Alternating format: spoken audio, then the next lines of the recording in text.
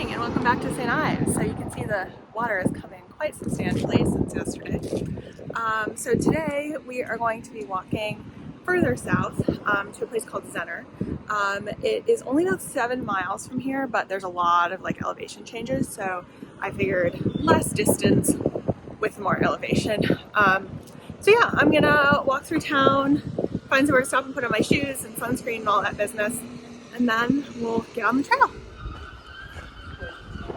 Okay, and we're going to set off in a southerly direction. This is the southern beach in St. Ives. That's the path that way. That little building up there and that little point, I went there last time I was here.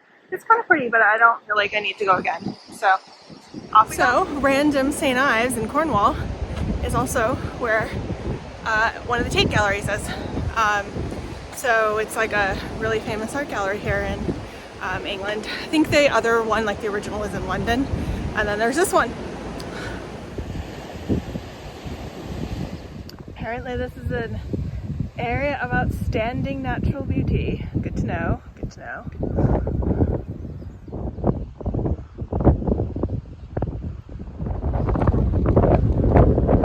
I heard this section of the hike can be pretty muddy, so apparently this is the solution. Our coastal path signs are getting fancy. This must be the fancy part of the path.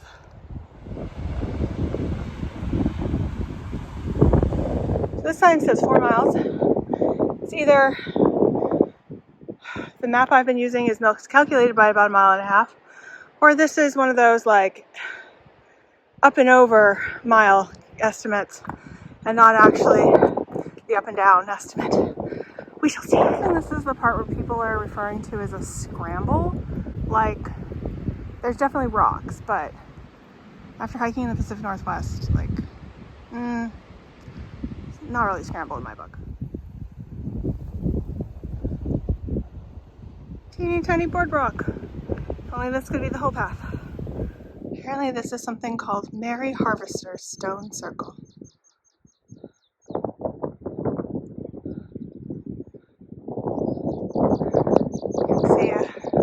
Some ruins in the distance. Super pretty. Tadpoles in this puddle.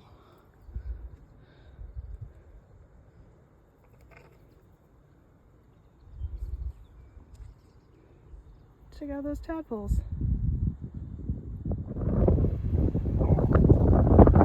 Just finished walking through a little mini forest of ferns and bramble and all sorts of things, including lots of horseflies. Definitely got bit a couple times. That's gonna be fun. But now I've come around this bluff and I'm looking like in a field of purple, and the wind is coming at me. Oh, it's amazing. Made it to one of these guys. It's the first I've seen so far. Usually they mark like a high point on the hike. I don't know. Might just be a marker of some sort. I don't think you can see them through the camera, but there's these 2 little gray blobs. Right there and right there. Like whitish gray. I think those are seals. Just chilling. I don't know. We'll see if I can see them better when I get closer. Okay, there's a whole bunch of them right there. Those little gray and white blobs just like bouncing around. Those are definitely seals. So those little rocks out there are called Seal Island. I'm assuming when the tide's lower it looks more like an island. But I don't see any seals out there at the moment. Oh, hello from a side of a cliff. Just having a bit of a foot break. Took off my shoes, give them some air. I think that little headland over there is kind of the end. Like I'm going to go around it, and I think the path up to Zennor is there. It's only 12, and I started walking at like 10. 10? 9? I don't know. My watch is like yelling at me because it thinks it's more a loud environment, but it's just the wind, so I can't tell. But I would say between 2.5 and 3 hours. So yeah, I think we're getting there. Off in the very distance, that last peninsula that you can kind of see right there. I don't think you can see it on the camera, but there's a lighthouse there, and that's Gunner's Head, which will be somewhere I will see tomorrow. Yeah. So I was going to put on some sunscreen, but like, yeah, that's dirt.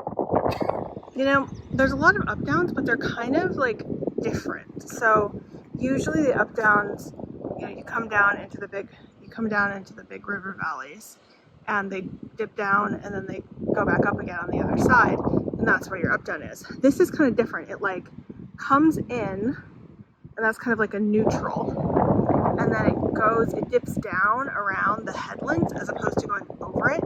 So that ends up being the low point, and these sections in the middle end up being the high points. So it's kind of the inverse, which is interesting. You'd like this section of my hike. So many rocks to climb over. So many. Okay, this I call a scramble. It's not long. I think I'm more later, but definitely needing my hands for it. Last headland for the day.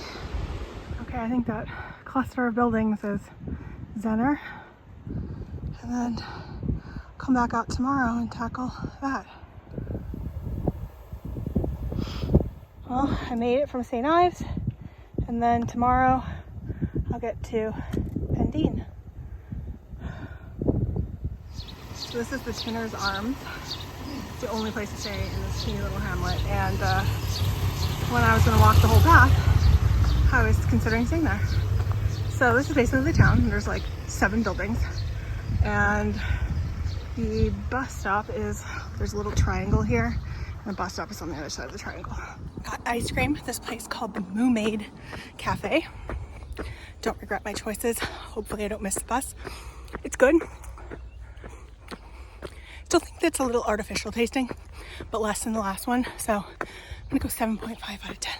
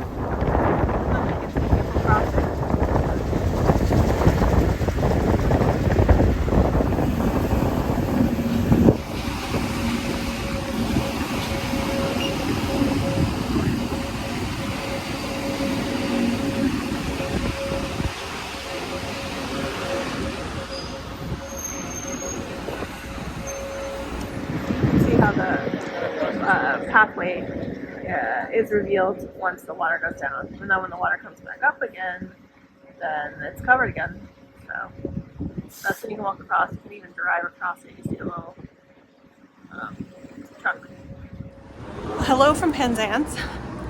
I went home, took a shower, and have decided to come to eat dinner here. So let's see what I can find. Okay, so I got my fish and chips from that random walk-up window behind me. It was rated like 4.5 stars on Google or whatever it is. So it's either gonna be really good or not. They don't have any like sit-down areas. It's literally just a walk-up, which means I have to go find a place to eat it, which means I have to battle the seagulls. So I'm not thrilled about that aspect of this evening, but we'll see. Penzance is just a little busier than where I'm staying. Well, apparently Long Rock's only 1.6 miles away, so I might start walking that direction and maybe find a place to eat. Maybe. Well, I'm walking this little pathway back towards where I'm staying. You can see this bay. There's St. Michael's Mont. Hopefully there's a little cut-in so I can have a seat and eat some fish and chips. Water. Fingers crossed seagulls do not comes up. Pretty sure that's a train wash, you know, like a car wash except for a train. It also probably de-ices given that it says frost there. Wild. I mean, I'm not surprised that this exists, but at the same time I never thought about it existing. Well, I made it back to Long Rock. I'm just at the beach area now, so I think I'm gonna head back in and we get a drink and just chill. Nice chill evening. See you tomorrow.